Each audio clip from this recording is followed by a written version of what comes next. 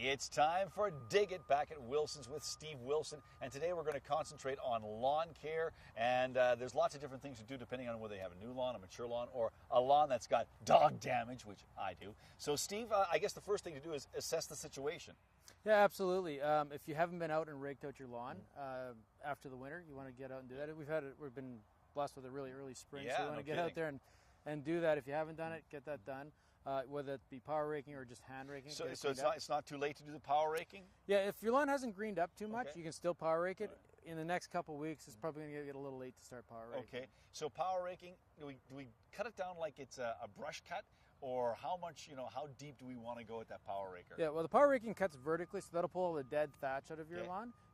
After you've power raked it, then rake it up by hand, and then run it over with a lawnmower. Cut it. You're just going to get that dead grass off the top, and we rent those in the rental center. All right, and later on we're going to be talking about aerating as well. So we've cleaned it up with the rake, and what's next?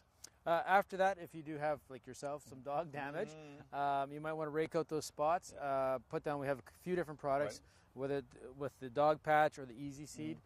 Put those products down. Get it overseeded. After that, then you'd want to put down a starter spring fertilizer and just start watering. And spring fertilizers usually a 10-0-0? Well, there's a few different ones. So this is more of a natural fertilizer. It does instead of having 2,4-D or a herbicide in it, it uses corn gluten for the weed control.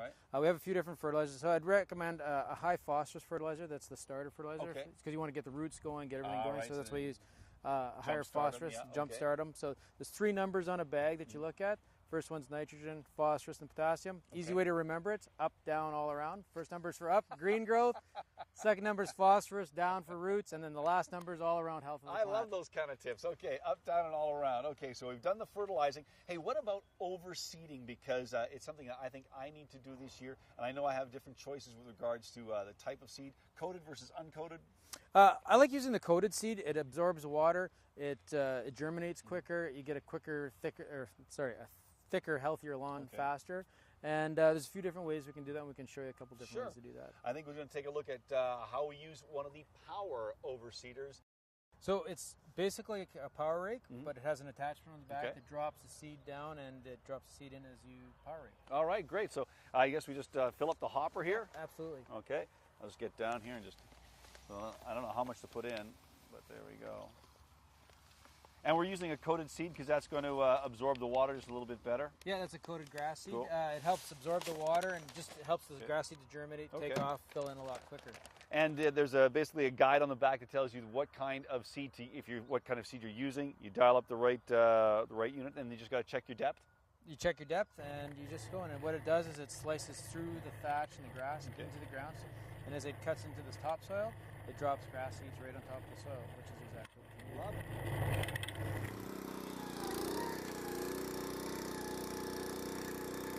So Steve, what kind of machine is that, and what are we trying to do? That was a core aerator, and what you want to do is, basically rule of thumb, every second year, you want to aerate your lawn, and what that does is it loosens up the soil, makes it easier for your lawn to root in, fertilizer nutrients to get down to the roots where they do the most benefit for your lawn.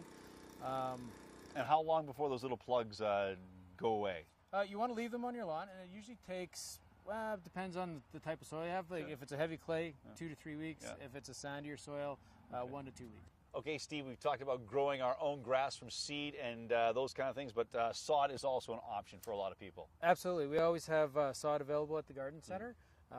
Quick, easy way, whether you're patching or you want to do your entire lawn, we have it always available. And I got to say, patching for some people with dogs, this is a great way to go. Cut it to size and boom, you're ready to rock. Quick, instant lawn. Yeah, I like the sounds of that. And one tip on watering, is it best to do it like deep watering once a week? Deep watering, easiest way to do it, take a straight-sided, like a cake pan, something like that, run your sprinklers and take out about 1 inch of water in it, and then you're good for the week.